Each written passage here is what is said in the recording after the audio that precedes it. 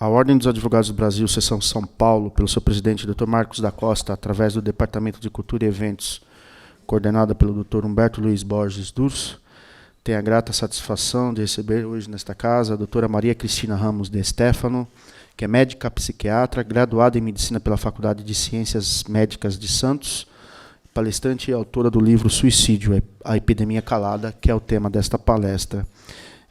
Até pelo respeito aos presentes, desde já passo a palavra à doutora Maria Cristina. Então, eu vou contar como é que isso começou na minha vida e por que a palestra, né, esse tema é suicídio, a epidemia.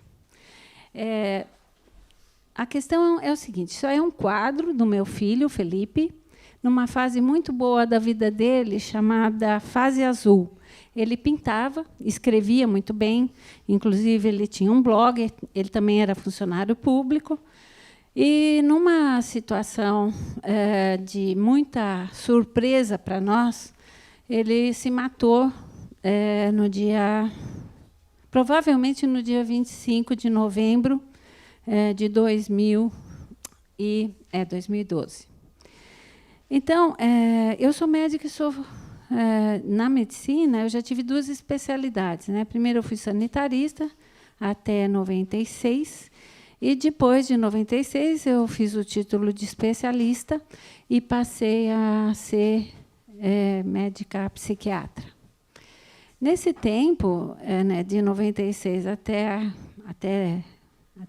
a data da morte do Felipe, 2012, eu não tinha tido muitos pacientes suicidas. Na verdade, eu tive só 2. Um numa situação de emergência e um que já estava bem, teve alta, voltou ao trabalho e 3 meses depois a esposa nos avisou do suicídio. Então, quando o Felipe vem e se mata, e nós só encontramos 2 dias depois, foi uma espécie de catástrofe, não só pessoal, familiar, mas também profissional. E eu passei durante muito tempo, quase 1 ano, decidindo se eu ia continuar sendo psiquiatra ou não, porque a questão da culpa é muito grande. E, no caso, a família que sobra depois do suicídio, ela nunca mais é a mesma família. É uma família totalmente desagregada, tanto que tem nome, né? Chama-se família sobrevivente. E nós sabemos hoje que a família sobrevivente precisa de tanto ajuda quanto anteriormente ou a pessoa que se matou precisava e não procurou. Por favor. Então, a questão é que nós vamos vendo que os quadros dele vão ficando cada vez mais trágicos e incompreensíveis. E esses quadros, principalmente o do meio e o último, nós só encontramos depois, quando nós fomos fazer o desmanche do apartamento dele, porque ele morava sozinho. Eu falo nós, porque sou eu e o meu outro filho, Plínio. Então, esses quadros estavam escondidos debaixo da cama, e dentro de armário, e embaixo do colchão. E a gente só encontrou porque estava escondido, né? E a gente não sabia. Provavelmente, essa já era uma linguagem da dor, uma linguagem de sofrimento, e uma linguagem da confusão psíquica que ocorre durante um processo grave de doença mental. Nós achamos outros quadros, também com conteúdos bastante trágicos. Então, nesse tempo, até hoje, 2016, agora em novembro vão fazer 4 anos, né? O que acontece? Primeiro, existe um desmanche da família. Aliás, é um desmanche de todos os papéis, porque as pessoas que passam por um suicídio, a gente chama de anomalia emocional, porque não são sentimentos padrão de qualquer outro luto. No suicídio, pais enterram filhos. Isso é uma inversão do processo natural da vida. E o pior, como é que a gente ama filhos que se foram? E pior, como é que a gente ama um filho que matou a si mesmo? Ele é, ao mesmo tempo, vítima e perseguidor de si mesmo, porque é um homicídio. Então, essas e outras dores, né, vão se acumulando nessa família sobrevivente. E a dor maior são os chamados culpas, remorsos e constrangimentos. Nós vamos ver que o suicídio ainda é carregado de muitos mitos, muito preconceitos, muito estigmas. E isso só piora o quadro de recuperação da família. Por favor. Bem, para a gente situar como é que está hoje a questão do suicídio no mundo. Esses dados são todos eles originários da Associação Brasileira de Psiquiatria, da Organização Mundial de Saúde, né, e dados do SEAD, outros dados da estatística brasileira. E como vocês podem ver, a gente não está muito bem na fita. O número de suicídios ele é calculado da seguinte forma: 100 mil habitantes, então, a cada 100 mil habitantes, quantos suicídios acontecem? Isso é um índice, porque não dá para a gente falar, em São Paulo ocorreram X suicídios. Não. Em São Paulo, milhões de habitantes, a cada 100 mil habitantes, quantas pessoas se matam? Então, isso padroniza, né, o número de suicídios no mundo. O país hoje campeão de suicídio é a China. Até a década de 80, eram os países da Noruega, né, os países ali daquela região do mundo. Hoje, lá, o pessoal não se suicida mais na terceira idade porque se tratam, tomam antidepressivo. E os jovens, nós vamos ver que eles não se tratam. Então, a tendência de crescimento é muito pior, e pior por quê? Porque está indo para uma faixa etária cada vez mais jovem. E nós vamos entender por que isso se tornou um problema mundial, e daí a Organização Mundial de Saúde tomar providências de campanhas em setembro, chamado Setembro Amarelo, e de declarar o dia 10 de setembro o Dia Mundial de Prevenção do Suicídio. Nós vamos ver que a mídia, quando ela fala de suicídio, ela fala sempre de uma forma muito sensacionalista, né? Vocês sabem, né? Bad news, good news. E aí não serve para nada. Isso é o tipo da coisa alarmista, e existe uma ideação de que isso causa um contágio. Nós vamos ver que não é bem assim. Outra coisa importante, então, é a gente ter bem claro e definir o que é a questão do suicídio. Tá certo, a pessoa vem e se mata a si mesmo, ele se homicida. Tá, mas o que leva alguém a fazer esse tipo de ato tão estranho, tão fora dos padrões, né? O meu filho, logo depois que o irmão morreu, um dia ele chegou para mim e falou: mãe, se o Mané tivesse morrido num acidente de trânsito, nós íamos querer saber quem que foi que causou o acidente, e íamos atrás de uma punição. Se ele tivesse tido uma doença grave, mortal, nós íamos saber que teve uma causa, né, alguma coisa que morreu, que matou. Se ele tivesse sido assassinato num crime, né, num latrocínio, nós íamos procurar o bandido. Mas e agora? A gente vai pôr a culpa em quem? Então, essa necessidade humana de achar culpados, nós vamos ver que isso é muito comum, né? Porque quando tem a notícia do suicídio de alguma pessoa aí mais midiática, foi porque ele brigou com a mulher, se separou, foi uma separação trágica, se matou. Não, a gente vai ver que isso é o que a gente chama de cenário, né? Cria-se uma cena que a gente espera que justifique isso. Mas nós vamos ver que a questão do suicídio começa muito, muito antes. Então, é um processo final de uma série de eventos, todos eles com seu peso e com a sua determinação. Uma delas é a determinação familiar. Em famílias de suicídio, que tem suicídio, ocorre mais suicídio.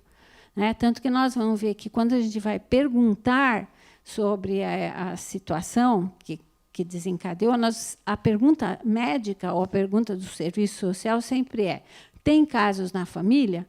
Porque, se tiver casos na família, essa família já precisa começar com prevenção de suicídio. Né?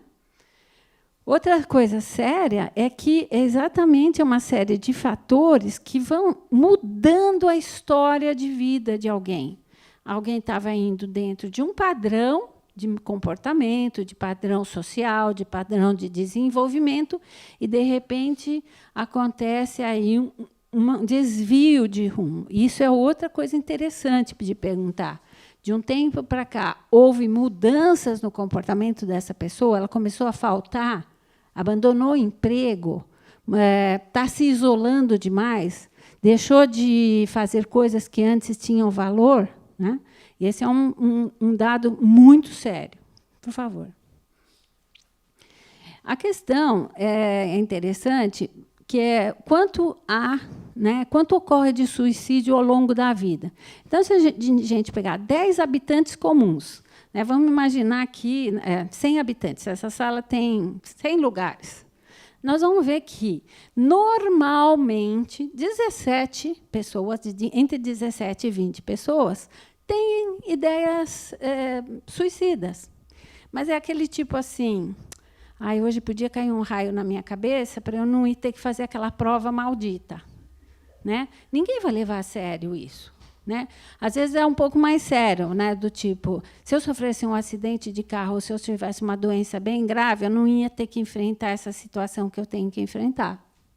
Então, a ideia de morte, principalmente na nossa cultura, ela é uma ideia muito pejorativa. A gente não gosta dessa ideia. Já no mundo oriental, a ideia de morte faz parte da vida. Né? Como eles falam, a morte é irmã da vida. Eu posso estar viva aqui e não chegar em Jundiaí hoje. Eu não sei o que a vida me espera. Né? Graças a Deus. Mas, de qualquer forma, esses pensamentos são normais. Agora, a coisa começa a ficar séria quando eu começo não só a pensar, mas a planejar. Aí começa a ver o que a gente chama, né, de planejamento suicida. Não é uma coisa espontânea, um raio que vai cair na minha cabeça. Eu começo a pensar que forma eu posso atentar contra a minha vida. Outra questão séria já é a tentativa. Nós vamos ver que a cada 3 tentativas há uma execução bem realizada. E isso é muito sério. 3 pessoas, uma pessoa tentar 3 vezes e, na terceira, ele conseguir, é muito curto o espaço de tempo e de decisão entre ter certeza que a vida não vale mais a pena, planejar algo e conseguir executar. Próximo. Isso aqui, nós vamos ver que uma das situações mais sérias que existem é que essa pessoa que teve uma tentativa não bem-sucedida e ainda chega num pronto-socorro, que deveria ser o lugar de maior atenção à tentativa suicida, em geral, essas pessoas são extremamente maltratadas. Eu tenho certeza que cada um de vocês já ouviu como é que uma tentativa de suicídio chega a um pronto-socorro. Vamos lá. O problema é que ele vai dar os numerinhos aí. Exato. Então, a ideia é agora falar um pouquinho sobre essa situação, o que a gente chama de barreiras e mitos. Barreiras entre eu e o outro, né, seja esse outro quem for, né, ou um outro muito próximo, convivente, ou um outro eventual, ou um outro bem distante, mas que faz parte do nosso ciclo de convivências, nós podemos ter 3 tipos de barreiras entre o meu eu e o eu do outro. A primeira barreira chama-se estigma. Estigma é marca em grego, né? Não sei se todo mundo já ouviu esse termo. Estigma são marcas tão sérias, tão graves, que marca a pessoa, né? E esse estigma ela gera no outro uma sensação de medo, né? Por exemplo, né, uma coisa bem banal, mas que causa constrangimento. Você conhece uma doença chamada vitiligo? Né? 3% da população tem vitiligo.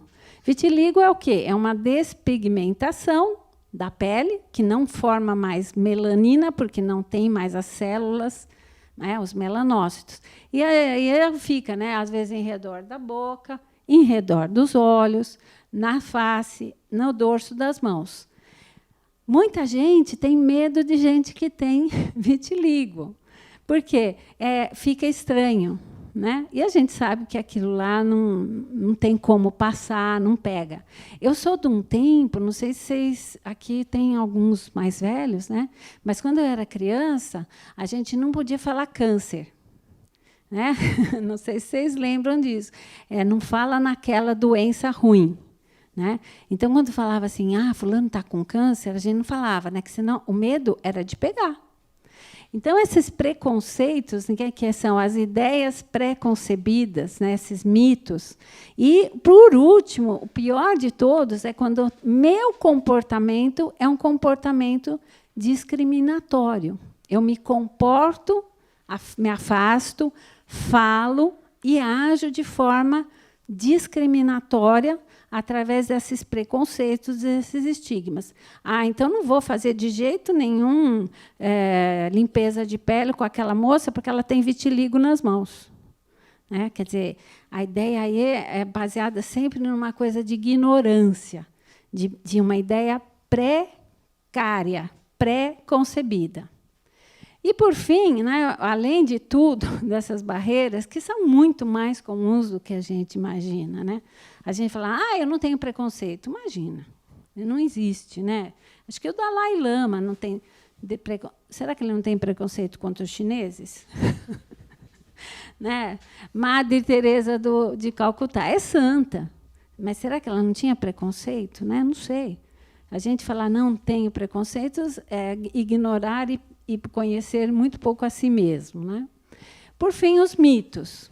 O suicídio é uma decisão lúcida. Não é. O indivíduo, quando ele começa a pensar, planejar, tentar, ele já está num grave processo de deterioração psíquica. Vamos entender o que é psíquico e o que é mental. Nós temos o cérebro, né? O miolo. O miolo é formado de neurônios e células de sustentação, chamadas células da glia. Os neurônios têm uma cabeça pequenininha, todas aqui na parte externa do nosso miolo, e grandes axônios, os rabinhos deles, que vão até lá no pé. Né? Então, um neurônio liga no outro, o outro liga no outro, mais ou menos como um sistema elétrico aqui.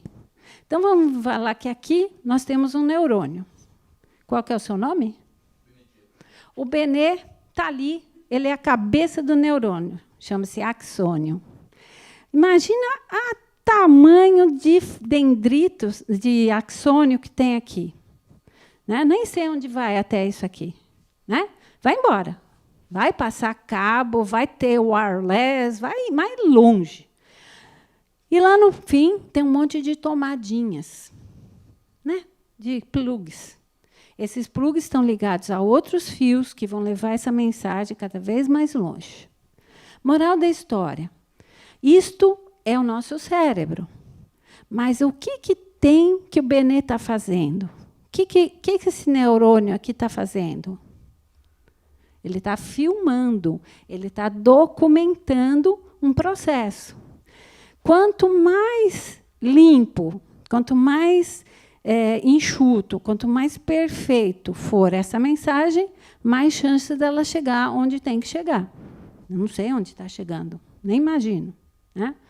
Então, o problema aqui é, se o neurônio morrer, para tudo. Se tiver desconexão aqui entre um desses tomadinhas, danou-se. Parou, para tudo, doutora, dá um tempo, nós vamos ter que começar de novo. Moral da história. O que o neurônio do Benê produz, né, pode ser pensamentos, sentimentos, né, pode ser atitudes, ações, né, memória, foco, concentração, elaboração, percepção, percepção de cor, percepção de som, percepção motora. É uma vastidão de produtos. Então, isso chama-se trabalho mental. Está claro? Ou seja, o neurônio funcionando gera a mente. A mente gera produtos. E os produtos todos são chamados trabalhos mental. Junta tudo, dá isso, né? Dá o meu eu, o meu ego, a minha personalidade. Então, quando eu falar aqui doença mental, eu estou falando de doenças que ocorrem numa série de sistemas de neurônios que estão preparados para determinadas ações. Então, quando a gente diz, olha, o suicídio é uma decisão lúcida, não é verdade, porque o indivíduo já está com grandes alterações no trabalho mental, na área das emoções. Ele não está funcionando mais direito. Ele está confundindo coisas. E essas emoções, quando elas estão muito perturbadas, elas atrapalham os nossos pensamentos e as nossas decisões. Por isso que a ideia que o suicida chegou lá no 17º andar do Tribunal Federal e se jogou. Aliás, eu tenho uma reflexão nessa questão. A gente faz, eu vou falar a gente porque nós, o povo que financiou aquela obra, um prédio com 70 metros de vão, num lugar chamado tribunal. Espera um pouquinho. Quem vai para o tribunal não está sendo julgado? Quem está sendo julgado não vai sair com uma sentença? E aí você faz um prédio com um vão de 70 metros? Eu fico pensando, por que não é térreo? Está convidando o indivíduo com uma dor, com uma situação confusa, a olhar por um buraco? Será que o buraco dentro da vida dele não é maior ainda? Então, mas isso é a questão, a doutora Cristina delirando. Bem, quem pensou em se matar tem o risco de suicídio para o resto da vida. Só um pouquinho. Quem tem cárie vai ter cárie o resto da vida? Quem tem miopia vai usar óculos para o resto da vida? Agora não, agora tem até cirurgia. Então, essa ideia é uma ideia muito primitiva. Não é verdade. Se eu me tratar, eu não vou ter. Se eu procurar ajuda, eu não vou ter doença. Se eu tiver uma bronquite, eu vou ter bronquite para o resto da vida? Não. Eu posso procurar ajuda. Inclusive porque bronquite é uma doença que dá no inverno, determinados bichos dão, a gente toma vacina, né? Então, veja, esses mitos eles são muito carregados de vários preconceitos. Quem tenta se matar quer apenas chamar atenção. Então, aí que entra a questão do pronto-socorro. A pessoa chega lá, um jovem, e tentou se matar tomando chocolate quente, sei lá. Queimou a língua primeiro, né? Aí ele chega lá com a garganta toda vermelha, porque ele engoliu o chocolate quente. Aí a pessoa que atende vai dizer assim para ele: escuta, você não tinha o que fazer, não? Você vem lá, vai lá, toma chocolate quente. Todo mundo sabe que chocolate quente queima a língua, a garganta, e você vem aqui agora dar trabalho para nós? Para chamar atenção? Uma pessoa que chega num pronto-socorro com uma tentativa suicida, seja lá do que for, e ela precisa ser atendida imediatamente de forma séria, com uma equipe de saúde mental, e precisa sair daquele lugar com encaminhamento para o dia seguinte com um psiquiatra para começar um tratamento. Ela não fez isso para chamar atenção, numa forma leviana. E se ela fez isso para chamar atenção, então agora que nós precisamos dar toda a atenção para ela. Porque se ela tentou a primeira, se ela tentou a segunda, o que vai acontecer na terceira? Ela vai se matar. E se ela chegar num ambiente de assistência à saúde e ainda por cima ela não for assistida na doença, ela vai ficar mais ainda angustiada e sofrendo. Porque seria um momento da gente sentar com ela e ter uma conversa do tipo, escuta, você está mal, vamos lá, o que está acontecendo, no que eu posso te ajudar. Isso tem ajuda, né? E tem cura. Falar sobre o assunto aumenta o risco. E é proibido que a mídia aborde o tema. Isso, então, é muito sério, porque nós estamos queimando formas muito sérias de fazer prevenção do suicídio, né? O último suicídio midiático esse ano foi do... Como é o nome do menino? Ah, não.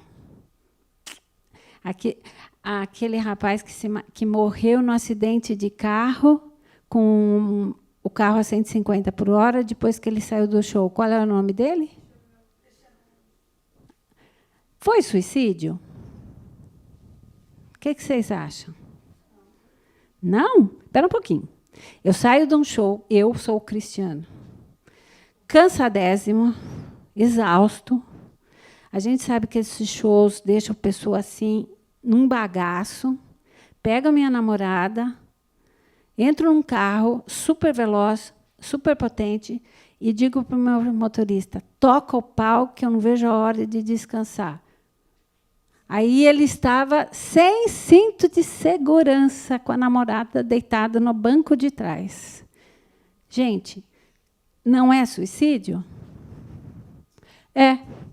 Só que a gente chama isso de parasuicídio.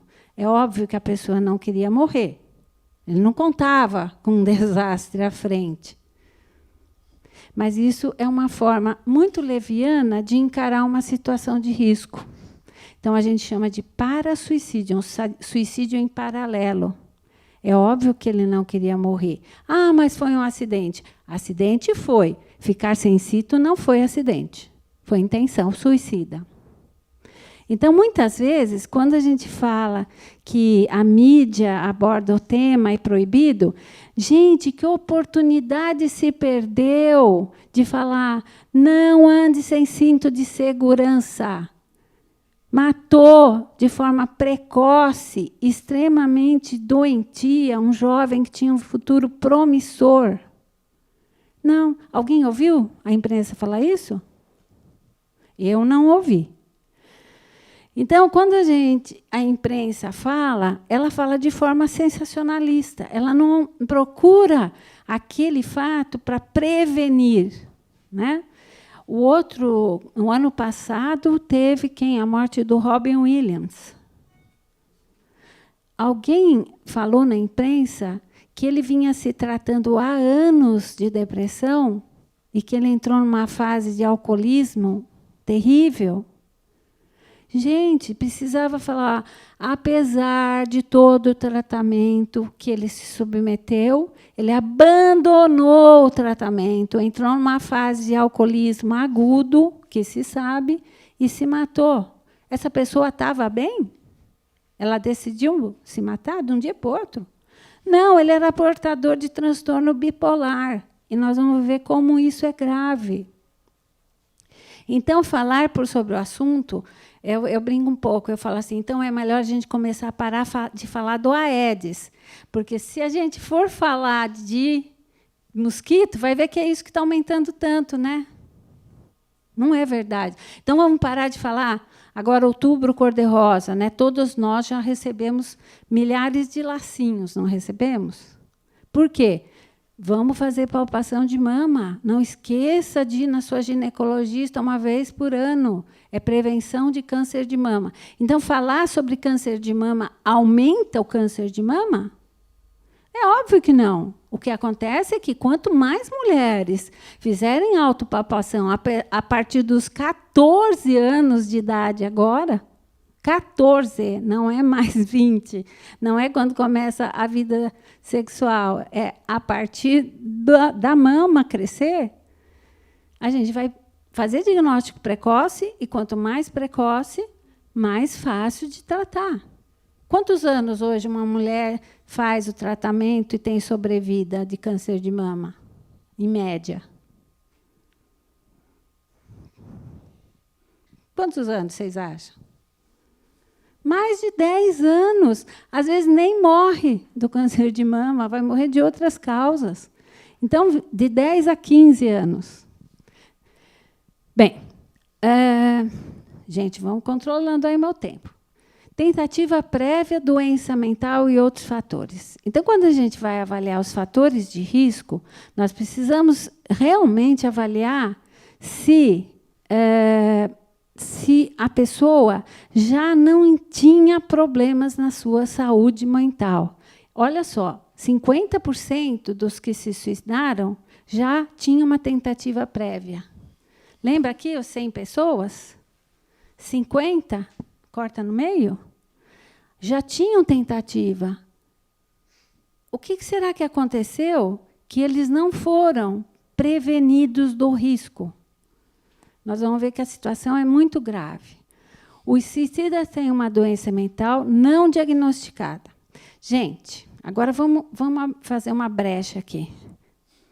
Qual é o estigma, preconceito e discriminação que existe contra as doenças mentais? Vamos falar? Vamos lá. Quais são? As mais frequentes. Síndrome de Down. O que mais? Esquizofrenia. Que mais?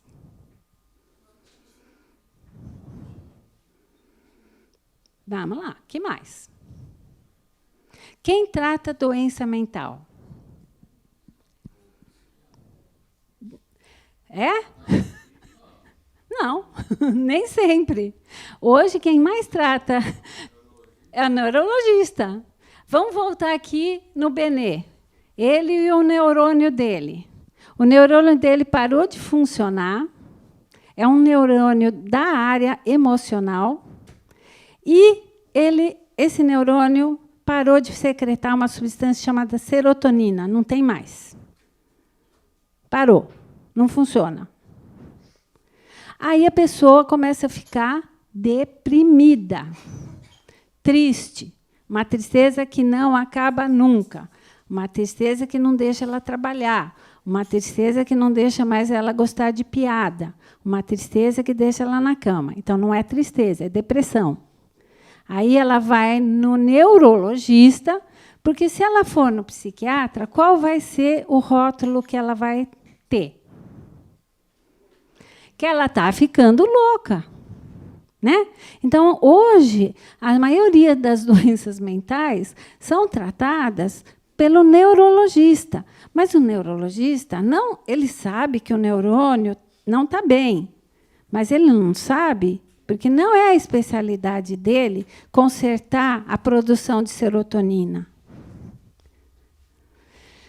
Então, gente, nós temos muito estigma ainda, porque chegar no psiquiatra no mundo, entre os primeiros sintomas do neurônio do Benê, de estar perturbado, não sei qual, e chegar, de fato, no psiquiatra, em média, demora 10 anos. Porque as pessoas têm muito preconceito e o próprio neurologista não vai encaminhar para o psiquiatra. Então, são preconceitos extremamente graves. Né? A gente sabe muito bem, dor de ouvido vai no otorrino, nariz escorrendo vai no otorrino, dente quebrado vai no dentista. Quando chega na hora do funcionamento psíquico, não está bom, está perturbado, a pessoa delega, não vai, começa a beber. Pois não.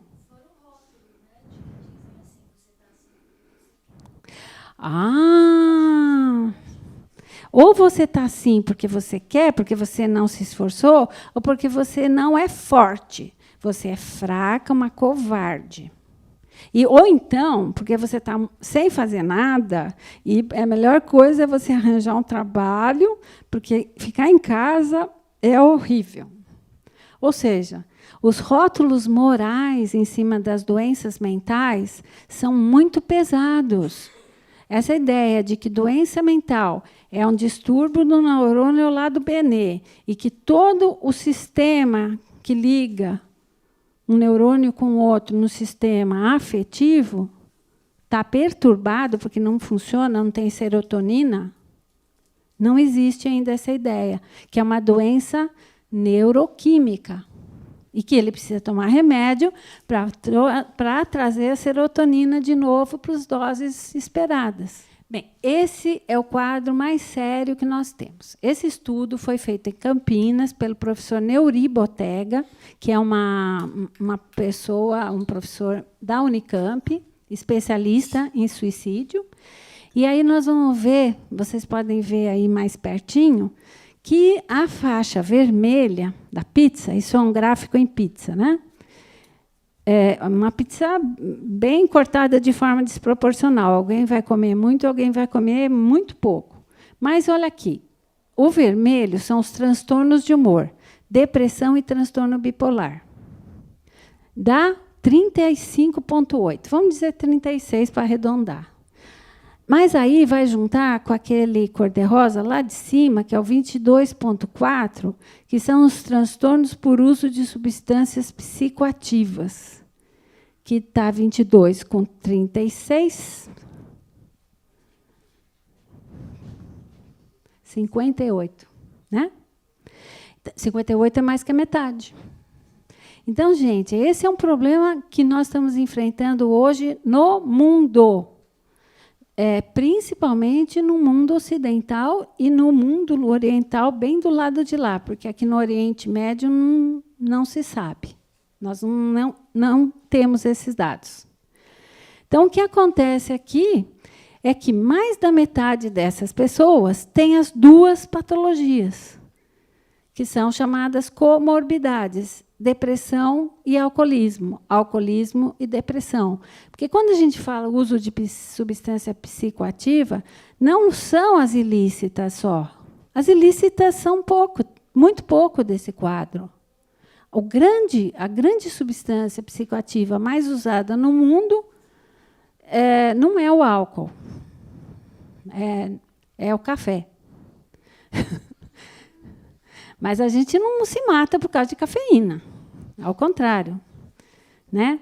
A gente também não se mata, sim, se mata, por conta de tabagismo. Cigarro mata. Isso não é um para-suicídio, isso é chamado suicídio crônico. Né? Você vê que tem como uma coisa complexa, né? Suicídio crônico é aquele suicídio que todo dia você faz uso de uma substância psicoativa que vai matar. Só que no caso do tabagismo, o tabagismo não faz mal para o neurônio, ele faz mal para outros sistemas orgânicos. Né? O tabagismo tem uma substância chamada nicotina.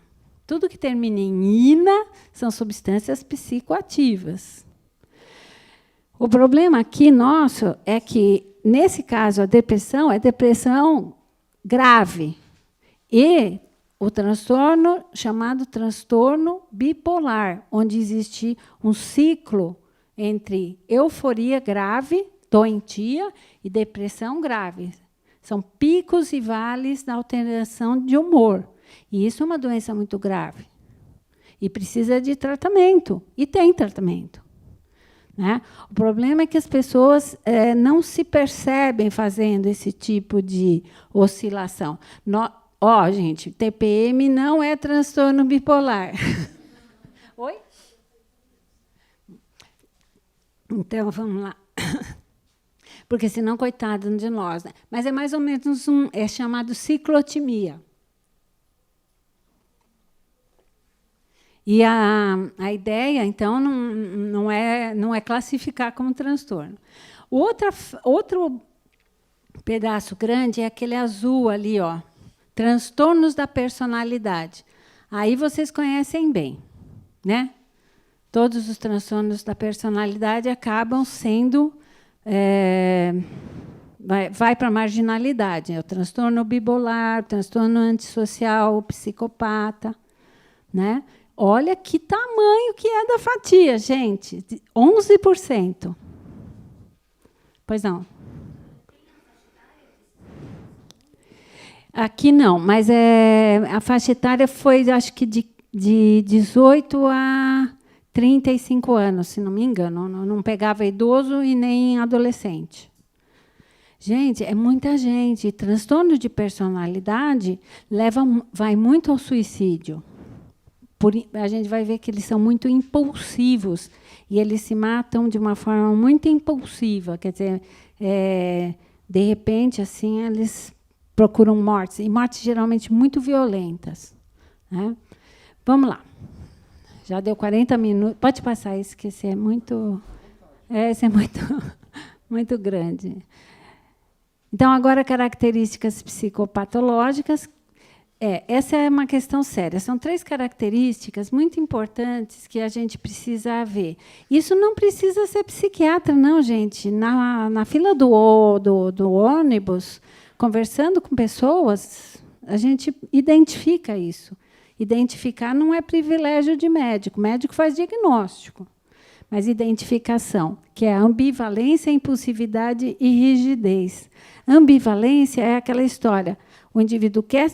esse material vai ficar todo para vocês. Pode ser usado, replicado, não tem problema nenhum.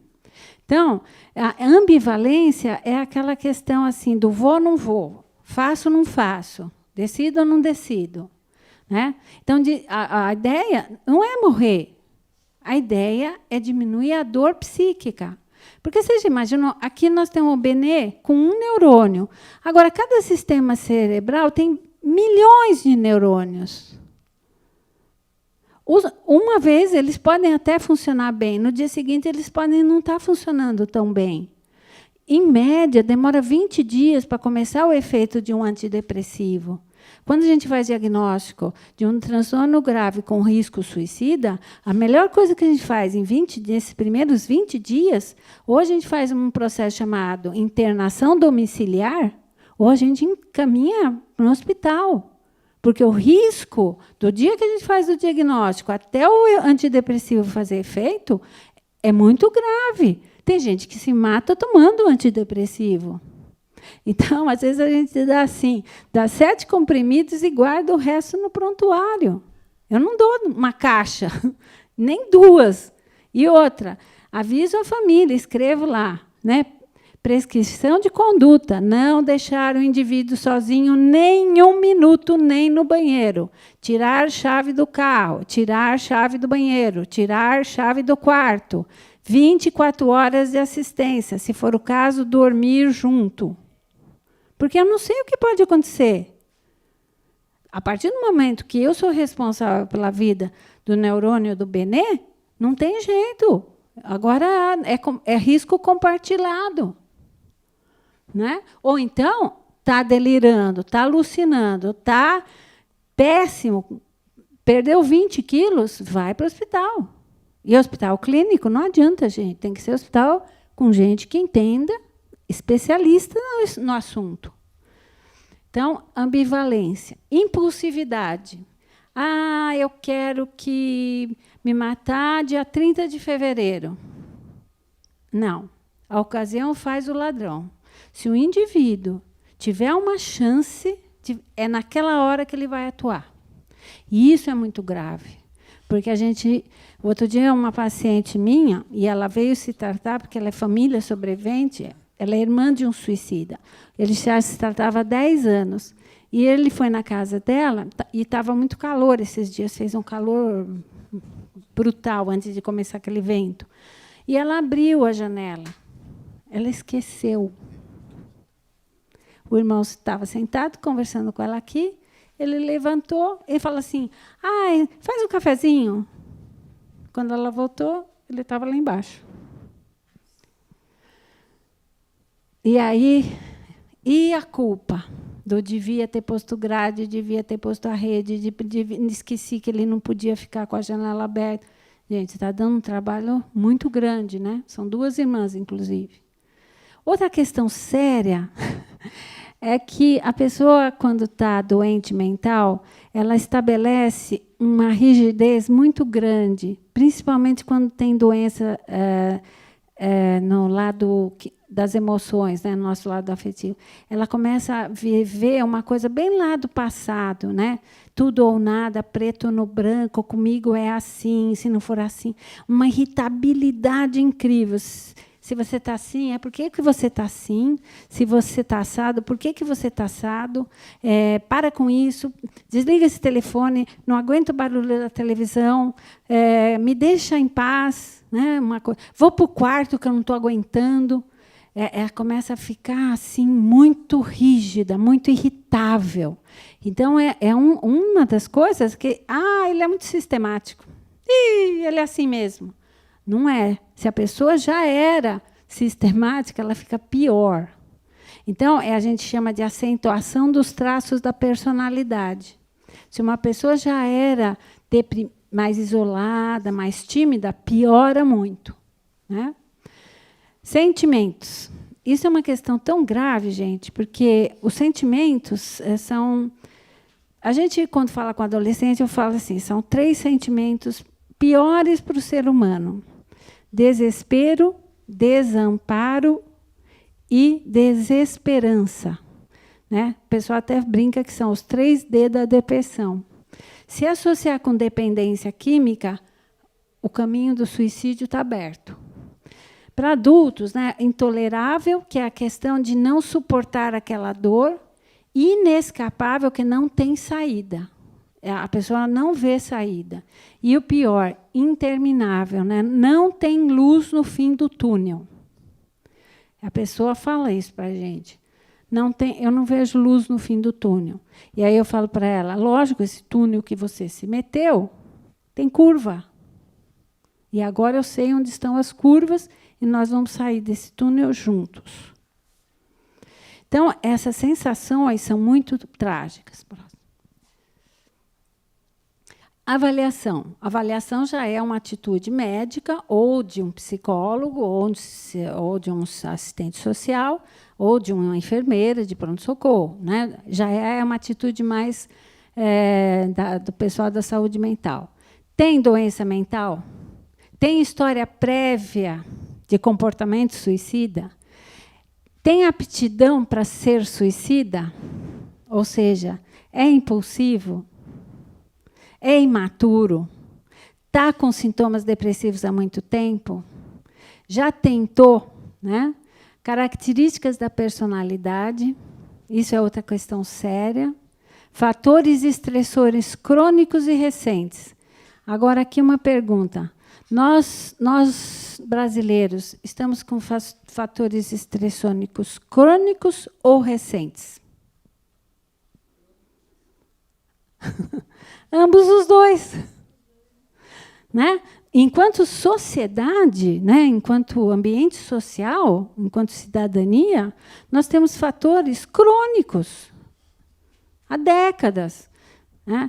Para os mais velhos, eu lembro que a primeira crise social que eu presenciei na vida política foi a minha mãe saindo pela casa, escutando o rádio e falando para minha avó, o Getúlio se matou. Eu tinha 3 anos e 8 meses. Eu me lembro perfeitamente. Quer dizer, há mais de 60 anos que a gente vive crises crônicas. Essas fases de relativo bem-estar são factoides, elas não se sustentam. Né? Não temos ainda essa sustentação. E recente. Gente, passar por um impeachment é uma coisa gravíssima social.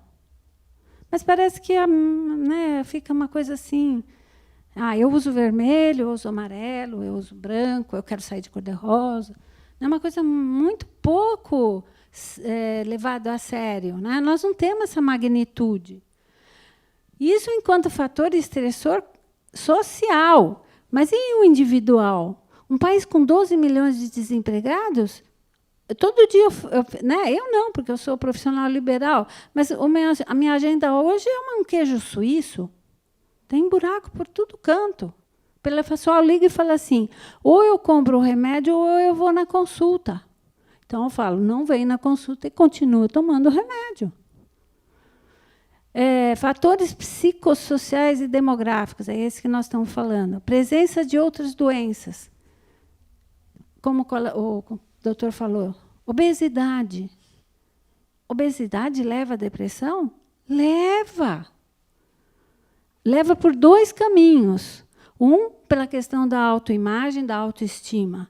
E segundo, porque os neurônios lá do serotoninérgicos do obeso não funcionam direito. E não é só na serotonina. Nós temos 150 neurotransmissores. Não é só a serotonina que fica mal. Então, essa é uma questão muito séria. Outras doenças. Doenças gravíssimas, por exemplo, esclerose lateral amiotrófica. Alguém já ouviu falar dessa doença? É uma doença motora, né? A gente chama de ELA. Né? Outro dia eu assisti uma palestra de uma psicóloga que trabalha no Hospital das Clínicas com pacientes terminais. A cabeça inteirinha preservada, o cognitivo, totalmente. A pessoa sabe que vai morrer. Né? E o que eles pedem para a equipe de saúde? Me mata, pelo amor de Deus, que eu não aguento mais. É óbvio que nós não temos esse tipo ainda de assistência. Mas a pessoa que é portadora de doença neurológica crônica e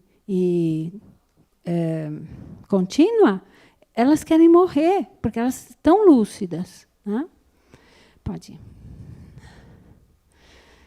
Bem, agora, então, vamos falar da prevenção. Porque parece que eu não estou falando de prevenção, né? Mas informação é um direito de cidadania. Não é? É um direito de cidadania. Para mim, é. Eu não saber das coisas não me deixa confortável. Se bem que, às vezes, eu preferia não saber. Tem muita coisa que a gente prefere não saber. Lá em casa, nós decidimos que nós não vamos assistir mais o jornal de manhã. Né? Porque a gente já sai de casa de mau humor. Né? E com medo. E também não assisto o jornal da noite. Principalmente de segunda-feira na cultura. Aqueles 2 brigando me irrita. Eu não gosto. Eu acho que o Vila, às vezes, ele atropela as coisas. Né? Mas, então, que jornal assistir, né? Aí eu também não quero assistir de noite, porque senão eu não durmo. Então, fica uma coisa assim, né? Entre o direito de cidadania, de saber das coisas, e o direito de não saber, fica complicado, às vezes, a gente decidir. Né? Eu gosto muito de uma revista chamada Piauí. Aliás, o Felipe gostava. Ele que me ensinou a ler o Piauí. E, quando ele morreu, a Piauí continuou vindo, então eu continuei lendo. Mas, às vezes, aqueles artigos compridos demais me tiram o sono, porque são muito difíceis. Né? Então, a questão da informação, a intervenção, cuidar de si mesmo e ajudar outra pessoa a se curar após uma experiência suicida. O paciente e a família devem ser acompanhados. Olha, gente, o luto por suicídio é um luto completamente diferente dos outros lutos que a gente passa. E com um processo mórbido. Porque a gente vai passando por uma dor, depois por outra dor, depois por outra dor. Para vocês terem ideia como é frágil a sobrevivência, é muito comum na família do suicida, entre 2 e 5 anos, ocorrer mais um suicídio. É muito comum, após um suicídio, as famílias se separarem, se desagregarem. A incidência de uso de drogas piora, e não só drogas ilícitas. Então, 1 ano e meio depois que o meu filho se matou, eu achei os diários dele. Porque a gente esvaziou o apartamento e eu fui pondo tudo em caixa. Então, eu não sou autora do livro, na verdade, eu sou só a editora. E por isso que a gente pôs o termo de suicídio epidemia calada, porque depois que eu tomei consciência desse tipo de coisa, é que eu fui entendendo a dimensão da doença. Daí a palavra epidemia. E por que é calada? Porque as pessoas não falam. E a família do suicida, ela entra num processo de vergonha, de constrangimento social e familiar muito intenso. As pessoas não da família também se distanciam, porque não sabem o que falar, não sabem como abordar a dor, né? E outra, a sensação de culpa, ela vem muito tensa, né? Outra questão nessa coisa de tentar o suicídio num familiar, a chance é de quase de 50%. É muito alto, né? E aí que vem a questão da gente ter que assistir a família, né? E não é um médico psiquiatra, não. A gente cria uma rede de apoio mesmo. Chama a família, chama um psicólogo especialista em luto, chama o pastor, chama quem tiver ali na região, pessoas da família que façam um trabalho. Pois não. Então, por que existe essa incidência de uma segunda ou terceira pessoa que tem um suicídio? Por causa da culpa ou porque a família já estava adoecida? As duas. E mais coisas. Uma delas é a genética. Para doenças mentais. Então, aquela doença mental que estava ali quietinha, bonitinha, né? De repente, um trauma desse desencadeia, né? A questão do alcoolismo e dependência química, ela é genética. Você carrega um cromossoma para essa vulnerabilidade, né? Então, as duas coisas ou mais podem acontecer. No caso do meu segundo filho, Plínio, 1 ano e meio depois, ele tentou suicídio. Aí ele falou assim, mãe, eu só não cometi porque na hora me deu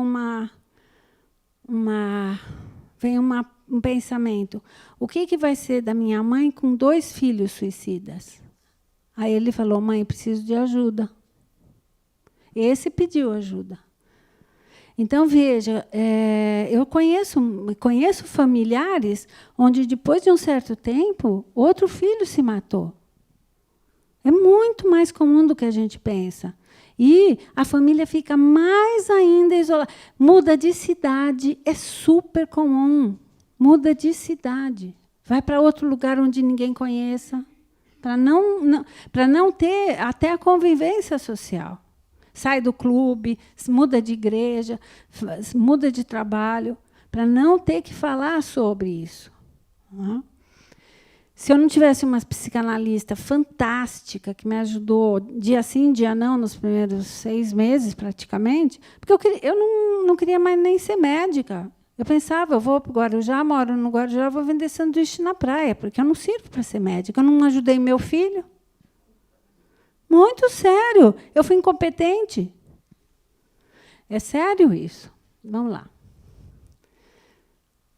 Então, 100% dos suicidas hoje a gente sabe que tem uma doença mental grave, ou depressão, ou outras. 50% a 60% nunca consultaram um profissional de saúde mental, porque é o estigma do psiquiatra médico de louco.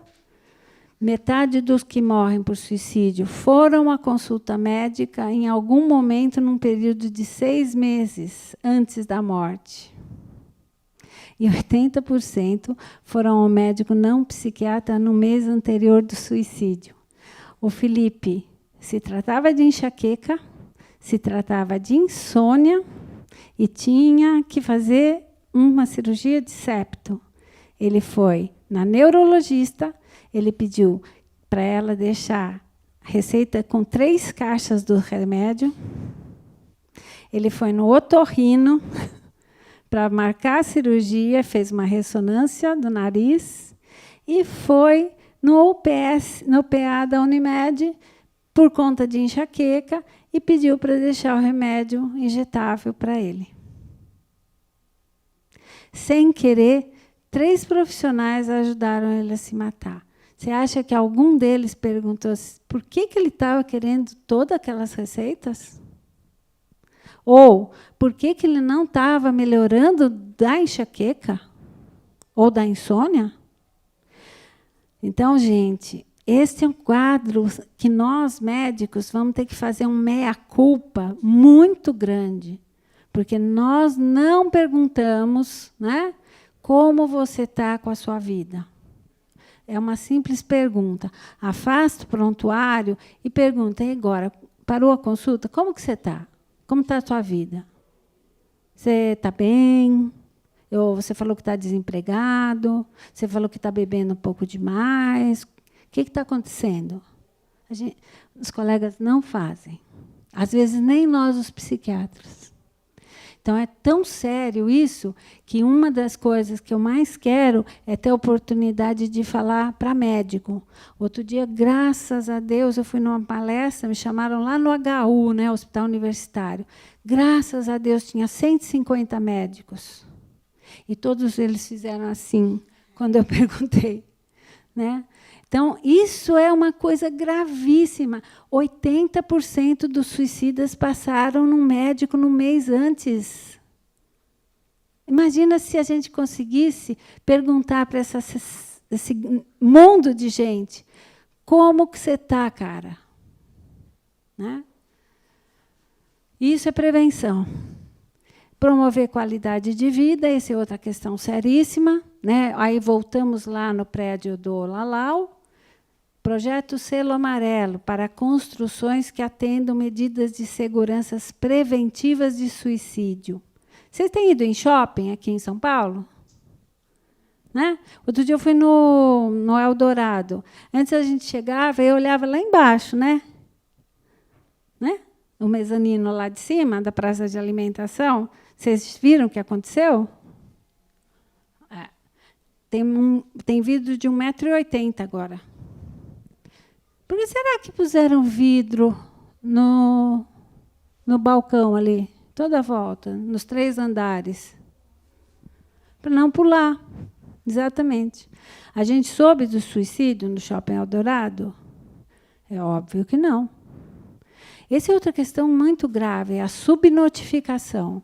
A gente não tem ideia exatamente de quantos suicídios acontecem, porque as próprias famílias escondem. No caso do Felipe, nós tivemos que chamar a polícia, né? Mas a maioria chamou o SAMU. Oi. O suicídio dá sinais. Dá sinais. Todos esses que eu estou falando. Todos.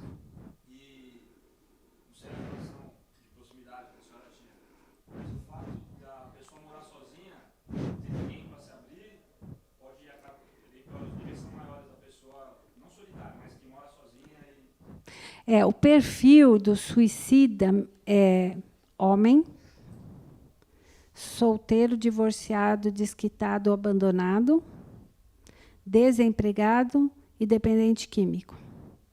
Mulheres, jovens, abandonadas, principalmente, rompimento de vínculo, e não precisa ser só de namorado, pode ser de família. É muito comum, gente, na Unicamp, o que tem de estudante mulher suicida, saindo de casa pela primeira vez, chega naquele mundão de gente, topa com um monte de coisa que ela nunca imaginou que ela ia ver na vida. Então, mudanças grandes de vida. E com acesso à droga, substâncias médicas, inclusive. Os homens se matam de forma violenta, as mulheres se matam de forma tênue, né? Mais ingestão de medicamento. Os homens ainda é arma de fogo e enforcamento, mas as mulheres agora estão se aprendendo a se enforcar. Por quê? Porque tem na internet. Tem site, né? Como se matar. Tem. Pior que tem. Então, imagina o que a gente tem que fazer, né, para lutar contra esses sites. Né? Campanhas públicas que problematizem o assunto de forma a deconstruir tabus e promover a prevenção. Pode passar o último, por favor? Campanha Setembro Amarelo, foi isso que a gente viveu agora. No Facebook, a gente tem um site chamado, uma página chamada Suicídio Epidemia Calada, e esse é o nosso site, nãopodemosnoscalar.com.br, com esse símbolo, né? O problema maior nosso é justamente essa competição. Eu acho que um dia, eu ainda vou fazer isso. Um dia eu vou querer falar com o presidente da Ambev. Levar isso aí para ele e falar assim, cara, você sabe quantos jovens você mata por ano? Acho que eles não fazem ideia. No fim de semana, a gente está aumentando muito no pronto-socorro os jovens que chegam com taquicardia ventricular. Vocês já viram falar que é isso? É uma taquicardia que dá na parte nobre do coração, no motor, e morre. Por quê? Porque é uma sequência de drogas, todas lícitas, não estou falando de droga lícita, chama-se energéticos. O pessoal está se matando tomando álcool com energético, álcool e energético. O álcool ceda, o energético anima. O pessoal chega lá, morre com taquicardia ventricular. É aquele que tem que dar choque no coração. Ou seja, não podemos nos calar, vai atingir vários níveis. Eu não sei aonde eu vou parar, sinceramente, mas eu tenho vontade. Eu sei que a presidente da Ambev é uma mulher, mas eu acho que não vai adiantar. Vamos passar ao último. Então, o que nós aprendemos, né, que ninguém está isento ao suicídio. Eu também pensei em suicídio, pensei mesmo. Mas aí eu pensava assim, tá, eu me mato. E aí? Né? Identificar o ponto de encontro de diálogo, dificílimo com o jovem. Os jovens hoje estão extremamente hostis, né? Eu falo que, às vezes, eu tenho uma saudade imensa do século XX, mas muita saudade de um negócio de ficar na mesa, no domingo, conversando, jogando conversa fora, pegar um baralho, jogar truco, tranca, de ficar... Televisão, então, era... 9 horas da noite você apagava a televisão, né? Minha mãe tocava piano. Eu gostava de ler, ficava lendo, punha um lençol assim para ninguém ver que eu estava lendo, e lia de lanterna, né? Agora, gente do céu, que coisa mais antipática. A gente senta do lado de alguém, nem puxa a conversa, porque a pessoa está lá assim, né? Imersa naquele mundo virtual, né? E esse negócio de matar Pokémon? Alucinação coletiva, gente. O que é isso? Né? Para psiquiatra, isso é um prato cheio, porque se o cara está vendo coisas... Pois não. Eu quero fazer uma pergunta assim, no sentido que uma pessoa que pensou em se suicidar, ele já deu o primeiro passo, ou isso aí se apaga e a pessoa não vai ter problema nenhum?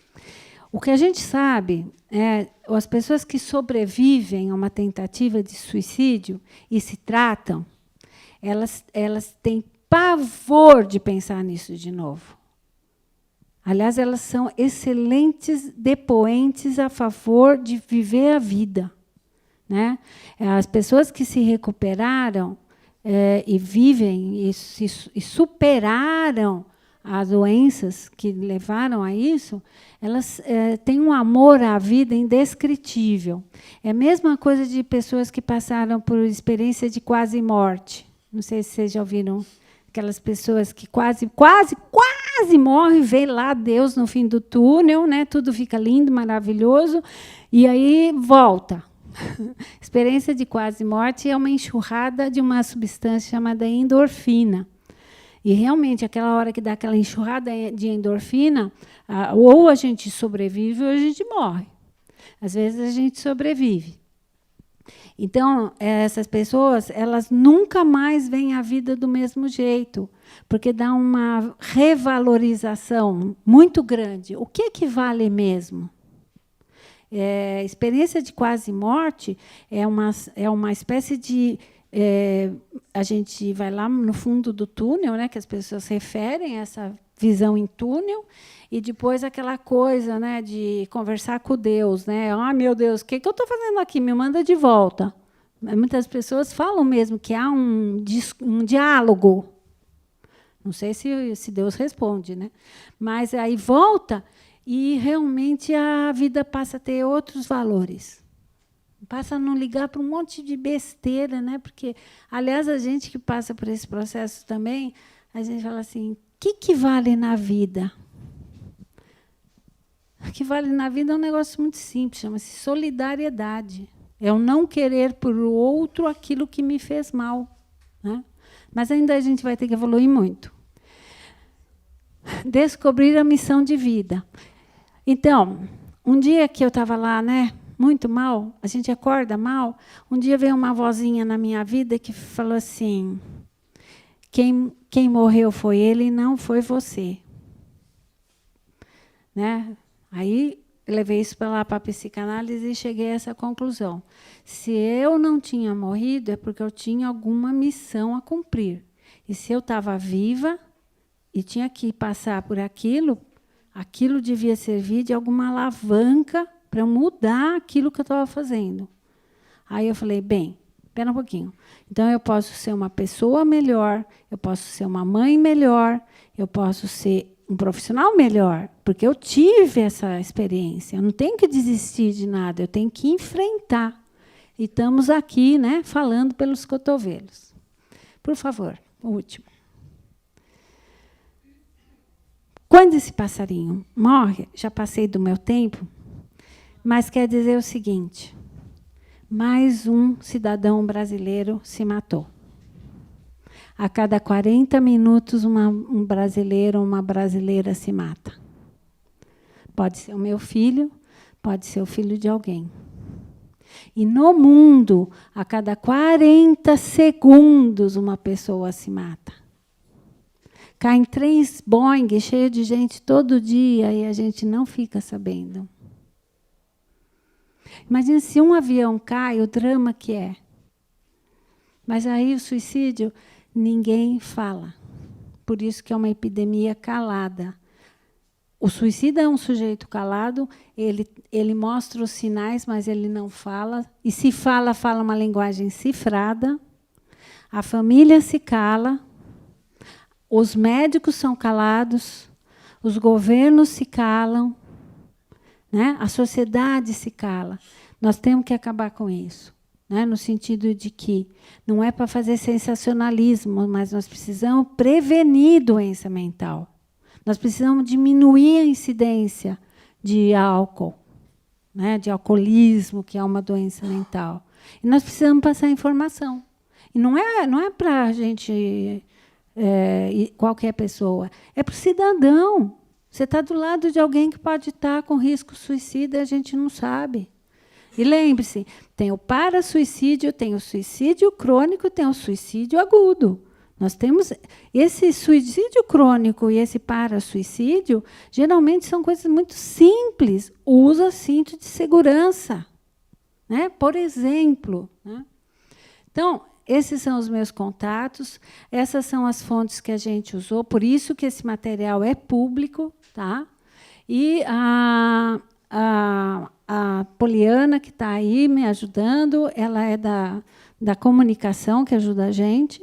E, se precisar, o meu consultório, né, o nosso e-mail e o nosso telefone.